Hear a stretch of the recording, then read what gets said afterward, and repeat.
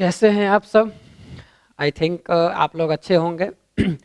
तो जैसा आप देख ही लिए होंगे कि आज बायोलॉजी में कौन सा चैप्टर स्टार्ट करने वाला है। तो हम स्टार्ट करने वाले हैं बायोटेक्नोलॉजी।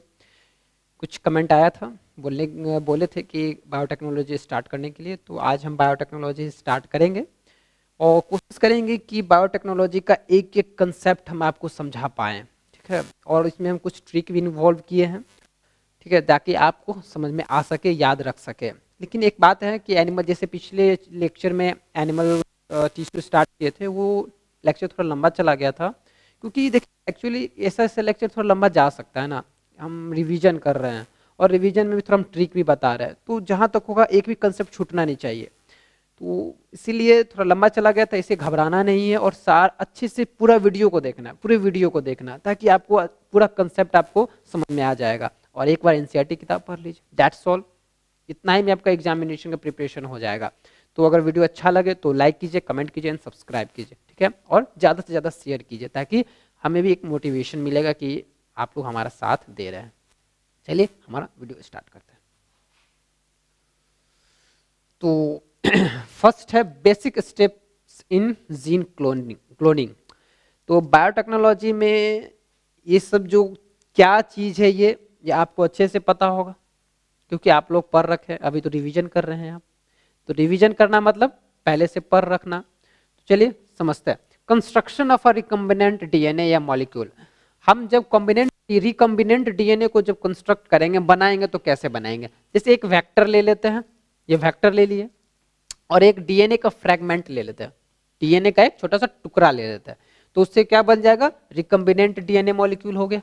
ठीक है, इसको क्या किया, एक बैक्टीरिया लिए, अब बैक्टीरिया के अंदर में डाल दिए, किसको, रिकम्बिनेंट डीएनए को डाल दिए, ये डाल दिए। बैक्टीरिया क्या करेगा ना, उस रिकम्बिनेंट डीएनए को बहुत सारा बना देगा।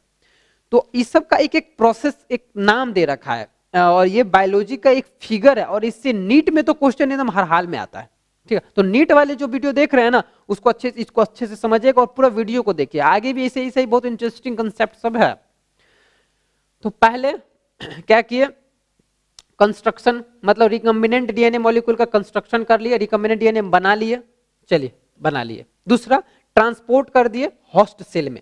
होस्ट सेल क्या करेगा, उसको बहुत सारा मल्टीप्लाई करके दे देगा, तो क्या हो गया, multiplication of recombinant DNA molecule. Recombinant DNA molecule का बहुत सारा कॉपी बना देगा। ठीक है, उसके बाद क्या कर देगा, डिवीजन हो गया। ठीक है, डिवीजन ऑफ होस्ट सेल हो गया।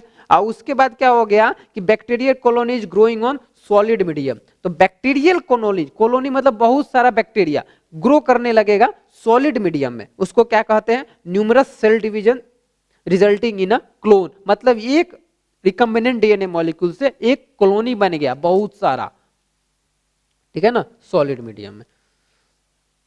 ठीक है, चलिए समझ में आया होगा। इसको साफ कर देते हैं, इसको लिखना है तो लिख लीजिए, और नहीं तो स्क्रीनशॉट ले लीजिए।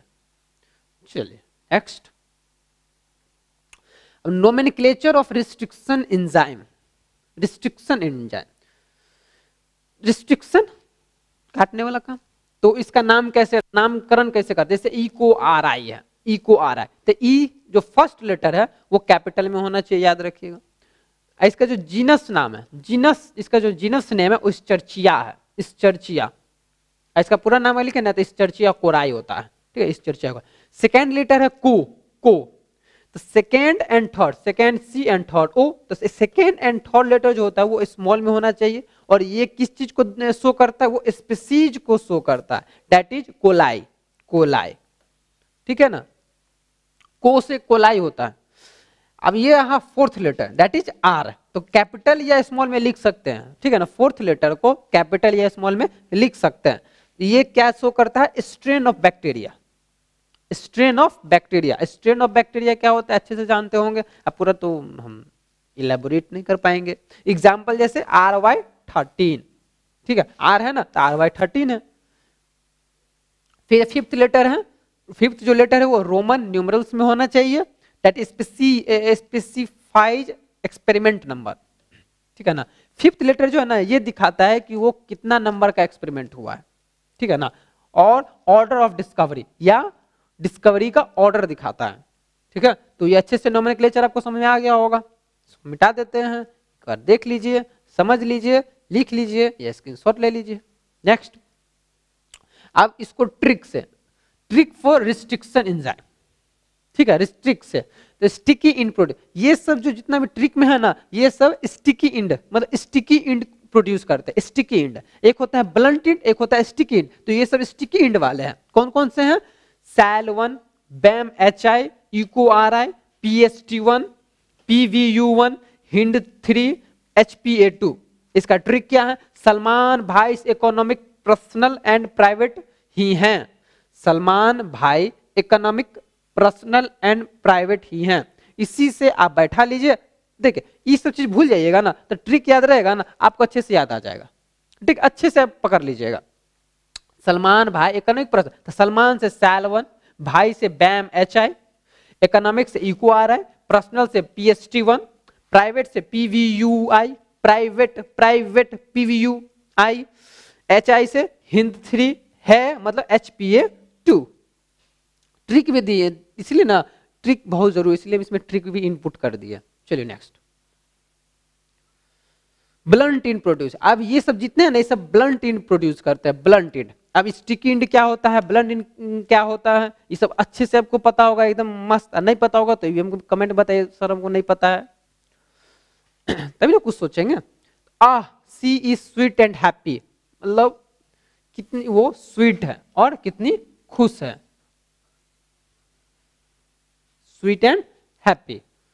तो ए से हो गया ALU1, एस से हो गया हे 13, एस से हो गया SMA1, एस से हो गया HIND2, ई से होगा EcoRI2, sweet SCA1 and happy से HPA1। ठीक है, ठीक है, चलिए नेक्स्ट। अब स्टिकी इंड कौन है और ब्लंट इंड कौन है, उस सब का पूरा नाम क्या है, पूरा फुल नेम। तो स्टिकी इंड प्रोड्यूस जो करते हैं उसका नाम तो वहां पर तो शॉर्ट में लिख दिए थे, यहाँ पूरा का पूरा नाम लिख दिया, और यह ब्लंट इंड वाले का भी पूरा नाम लिख दिए। एक बार हम आपको इलेबोरेट कर देते, समझा देते। SAL1 का पूरा नाम स्ट्रेप्टोमाइसिस एल्बस है।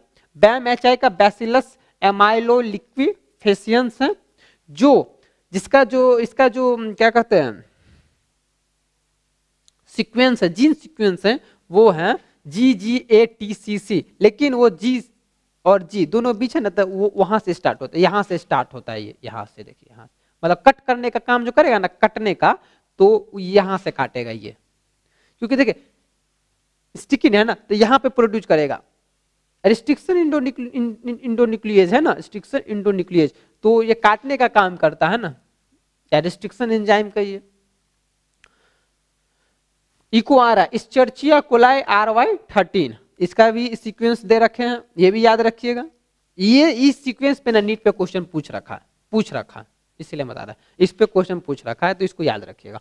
HIND3 हीमोफिलस इन्फ्लुएंजा RD, इसका भी सीक्वेंस हम बता दिए। PST1 Providencia stuartii, PVU first Proteus vulgaris, HPA second Haemophilus para influenzae, हाँ para influenzae,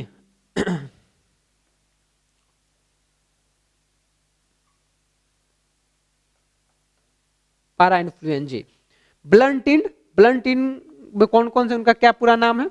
ALU1 एंथ्रोबैक्टर ल्यूटियस, हे3 Haemophilus एजिप्टियस, SMA1 सेराटिया मार्सिसेंस, इसका भी सीक्वेंस दे रखे। ये सब थोड़ा अपर लेवल का हो गया, नीट लेवल का है, इसे घबराना नहीं है, हम बता दे रहे हैं, बस सुन लीजिए।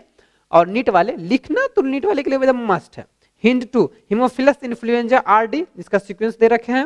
EcoRI second, Escherichia coli RY13, SCA1 Streptomyces caespitosus, HPA1 Haemophilus para influenzae. चलिए आगे चलते हैं, अब चलते हैं PBR322, बहुत फेमस नेम है और बायोलॉजी में दिया हुआ PBR322 के बारे में, और चलिए हम आप समझते हैं। PBR322, P मतलब प्लाज्मिड, B से बोलिवर, R से रोड्रिगियस, 322 जो है वो कोड या एक्सपेरिमेंट नंबर है। ठीक है। फर्स्ट आर्टिफिशियल क्लोनिंग प्लाज्मिड है ये, आर्टिफिशियल क्लोनिंग प्लाज्मिड है ये। दूसरा सेलेक्टेबल मार्कर, इसमें कौन कौन से एम्पिसिलिन है, टेट्रासाइक्लिन है। उसके बाद एक इसके पास एक ओराइसाइट है, ओरिजिन ऑफ रेप्लिकेशन ये है, एक आरओपी है, 8 रिस्ट्रिक्शन एंजाइम साइट्स हैं, 8 रिस्ट्रिक्शन एंजाइम साइट्स हैं इसके पास।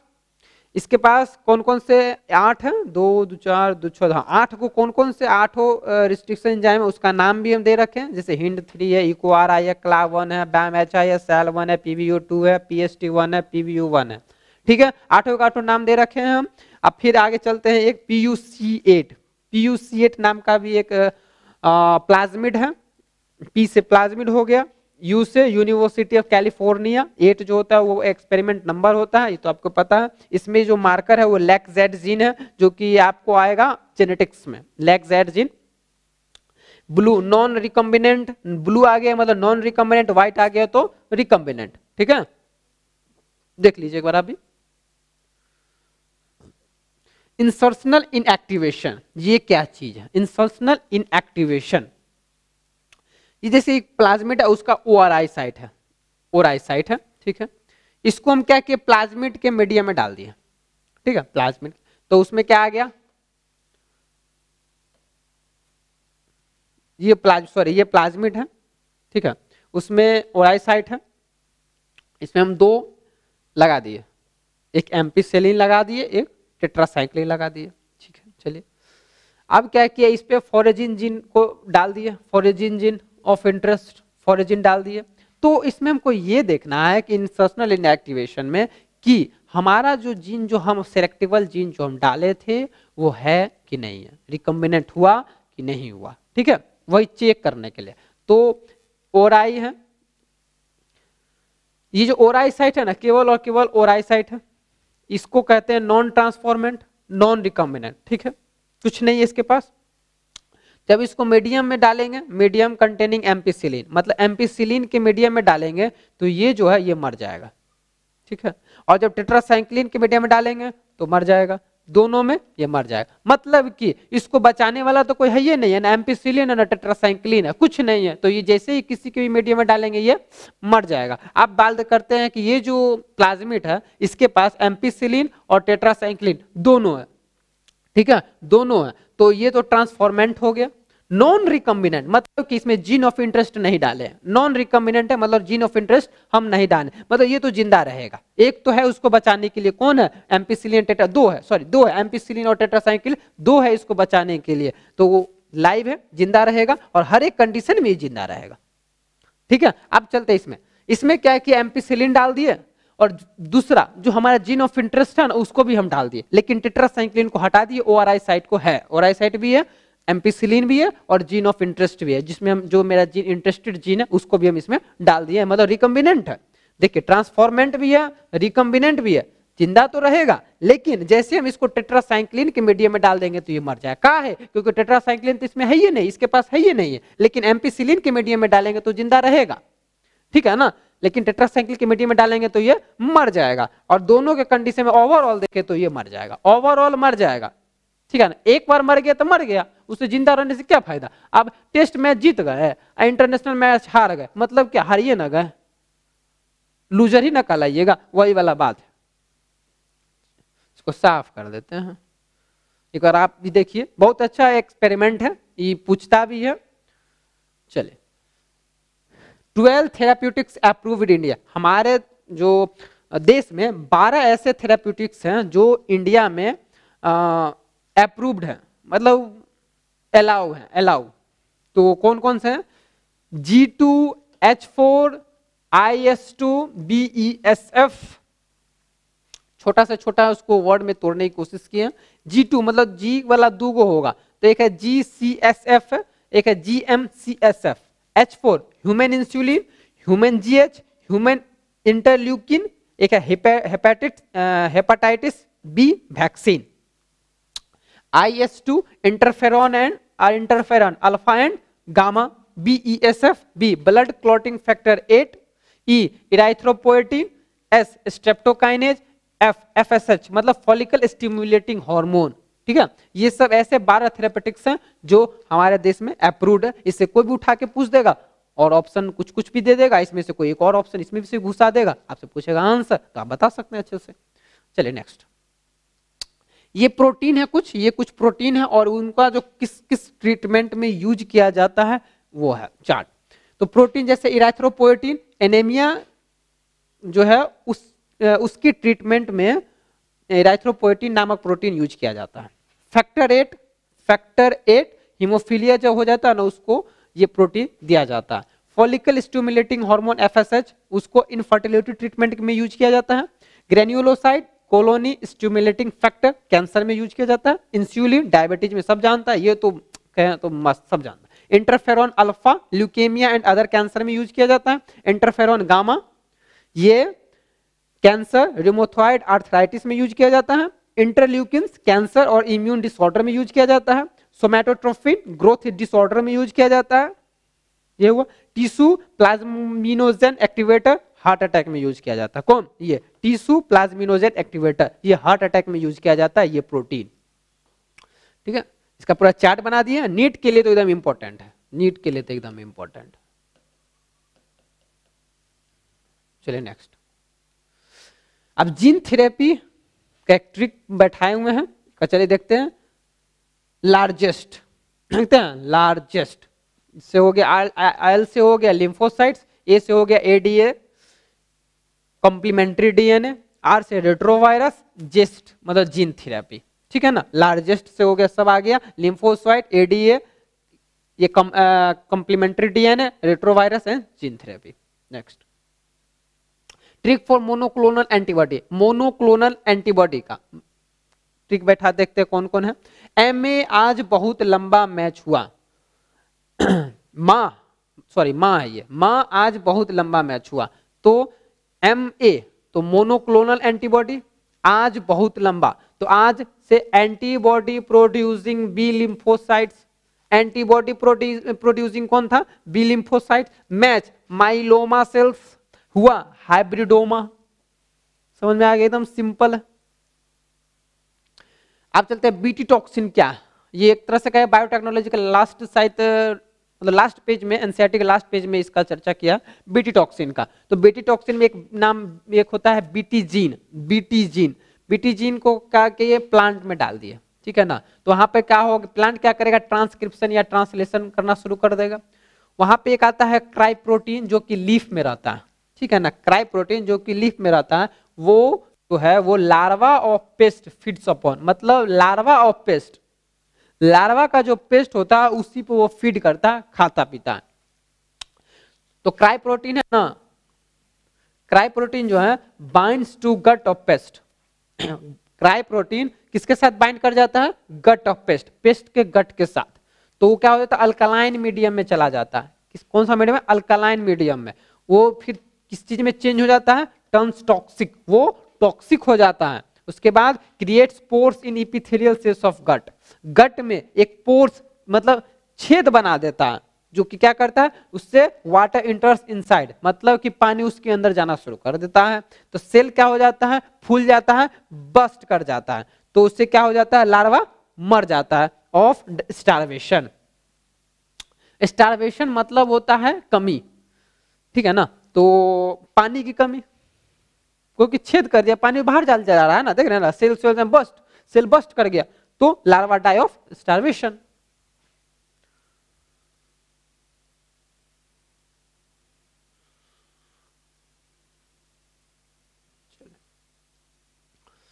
Nematode resistant plant by RNAi, तो ये जो है नेमेटोड रेसिस्टेंट प्लांट किसने बनाया? फायर एंड मेलो ने बनाया।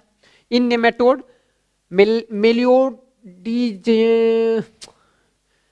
मेलिडोगाइनी incognita, Meloidogyne incognita infect roots of tobacco. ओ अच्छा, मतलब कि टोबैको के जो रूट होता है वो कौन सा बैक्टीरिया उसको इफेक्ट करता है? वह मेलाइडोगेनिया इनकोग्निशिया, वो इसको इन्फेक्ट करता है। इसके अंदर जीन कौन सा होता है? वो जीन इसका जो जीन, अच्छा ठीक है, मिलाइडोकॉन्ग्निटिया का हम क्या किए, जीन निकाल लिए, जीन हम निकाल लिए, जीन निकाल दिए तो उसको क्या किए, इंट्रोड्यूस इनटू टोबैको प्लांट में इंट्रोड्यूस कर दिए। तो ये एक्सपेरिमेंट है, ये एक्सपेरिमेंट है, ठीक है ना। एक्सपेरिमेंट कैसे कैसे किए थे ना, फायर एंड मेलो, उसको हम बता रहे हैं। तो फिर क्या हुआ, जीन इन टोबैको प्लांट में चला गया। उसके बाद ये क्या हुआ, ट्रांसक्रिप्शन हुआ। ट्रांसक्रिप्शन के बाद mRNA डबल स्ट्रैंडेड आरएनए में चेंज हो गया, मतलब mRNA messenger RNA double stranded RNA में चेंज हो गया, मतलब सेंस एंड एंटी सेंस वाला काम शुरू हो गया। उसके बाद binding of double stranded RNA to mRNA due to complementarity के कारण डबल स्ट्रैंडेड आरएनए mRNA में फिर चेंज हो गया। उसके बाद mRNA साइलेंस्ड, mRNA क्या हो गया, साइलेंस हो गया। एक्सप्रेस इंटरफेरेंट, मतलब अब ये जो आरएनए है वो एक्सप्रेस अपने आप को नहीं करेगा, जो आरएनए अपने आप को एक्सप्रेस नहीं करेगा उसको साइलेंस्ड आरएनए कहते हैं। तो नो प्रोटीन सिंथेसिस, प्रोटीन नहीं बनेगा, तो no growth, death of nematode, तो क्या होगा, ग्रोथ नहीं होगा उस नेमेटोड का, तो नेमेटोड मर जाएगा। नेक्स्ट, डॉली द सीप, एक सीप का नाम है डॉली, वो कैसे बना चलिए देखते हैं। ईव 2, ईव 1, ये होस्ट है, ये डोनर है, ठीक है। तो अनफर्टिलाइज्ड एग सेल, ये अनफर्टिलाइज्ड एग सेल है, ये अनफर्टिलाइज्ड एग सेल है, ये mammary gland, udder cell, udder cell. इसका जो सेल्स है वो एन है, ठीक है। Nucleus pipette out, nucleus pipette out निकाल लिया, न्यूक्लियस बाहर निकाल लिया गया। इसका जो है वो 2n है, तो न्यूक्लियस इसका आइसोलेट करे, न्यूक्लियस निकाल लिए, ठीक है। इस आइसोलेटेड न्यूक्लियस को यहाँ हम डाल दिए, यहाँ देखते हैं, यहाँ डाल दिए, this nucleus incorporated unfertilised egg cell, ठीक है। तो डाल दिए, तो आर्टिफिशियल जाइगोट बन गया, खुद से बनाए ना हम, बाहर से खुद से आदमी बनाया है, तो हो गया आर्टिफिशियल जाइगोट। तो इससे फिर इम्प्लांट किए किसे, इनटू यूट्रस ऑफ ईव 3। इस जो अपने से हम बनाए आर्टिफिशियली तरीके से जो जाइगोट हम तैयार किए उसको ईव 3 में डाल दिए, इंसर्ट कर दिए। तो उससे क्या होगा, सरोगेट हो गया, फॉस्टर मदर होगा। सरोगेट मदर ये होता है जो अपन बच्चा को अपने जन्म नहीं देता, दूसर कोई देता, उसको सरोगेट मदर कहते हैं, मतलब पास, मतलब क्या पालने के लिए दे देता है। तो गेस्टेशन पीरियड स्टार्ट हो गया, तो डॉली जन्म लिया, तो क्लोन ऑफ ईव 1 है वो, कौन, डॉली। डॉली क्या है, क्लोन ऑफ ईव 1 है, ईव 1 के जैसा वो जन्म हुआ। ब्लंट इंड प्रोड्यूसिंग, ये तो शायद आई थिंक हो गया ना, फिर से रिपीट हो गया, कोई दिक्कत नहीं। Genetically engineered microbes and their application, genetically मतलब बायोटेक्नोलॉजी की मदद से कुछ ऐसे माइक्रोब्स हैं जिनको बनाया गया है, जैसे बैसिलस थ्रिएंजिनेसिस, ये बनाया गया प्रोडक्शन ऑफ बीटी टॉक्सिन के प्रोडक्शन के लिए बनाया गया है। दूसरा Escherichia coli, production of human insulin, growth hormone and interferon etcetera.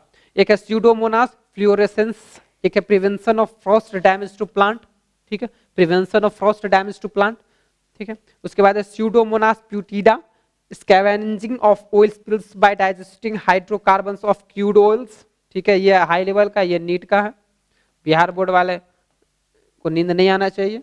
Rhizobium meliloti, nitrogen fixation by NIF gene in cereal crops, ये भी नीट के लिए है, CBSE वाले के लिए भी नहीं, नीट के लिए। चलिए, तो इतना ही था, दैट्स ऑल। लेकिन हम रामायण तो देते नहीं हैं, आप लोगों को लगता है हम रामायण देते हैं, लास्ट में तो मेरा बोलना है, काम ही है। तो अगर अच्छा लगा होगा, बोर नहीं होना है ना, बोर बिल्कुल भी नहीं होना है, इसको अच्छे से इंटरेस्टिंग वे से पढ़ना है। अगर आप सब्जेक्ट से प्यार नहीं कीजिएगा तब तो आपको सब्जेक्ट बहुत ले मारेगा, इसलिए इसको अच्छे से पढ़िएगा। आई होप कि आपकी तैयारी अच्छी चल रही होगी। और अगर आपको जितना भी आज तक मैंने वीडियो डाला है, अगर आपको अच्छे से समझ में आया है तो प्लीज लाइक कीजिए, सब्सक्राइब कीजिए एंड हमें कमेंट सेक्शन में बताइए कैसा लगा। So that's all for the day and good night for the night.